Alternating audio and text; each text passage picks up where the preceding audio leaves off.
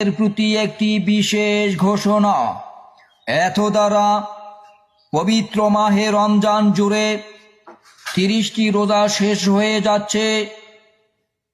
এখন পর্যন্ত যারা মাহে রমজানের রোজা না রেখে বিভিন্ন অজুহাত দিয়ে সিপাই সাপাই অথবা পর্দার অন্তরালের হোটেল রেস্তোরাঁগুলোতে দিনব্যাপী খাওয়া দাওয়ায় মগ্ন ছিলেন এবং বিভিন্ন গ্যাস সহ অন্য অন্য অসুখের অজুহাত দিয়ে রোজা না রেখে এই পবিত্র রোজা থেকে বিরত ছিলেন, সেই সমস্ত মুসলমানদেরকে জানানো যাচ্ছে যে আপনারা দয়া করে পবিত্র ঈদ উল ফিতরের ঈদগাহ মাঠে আসবেন না, কারণ আপনাদের জন্য ঈদগাহ মাঠে না আসাই উত্তম।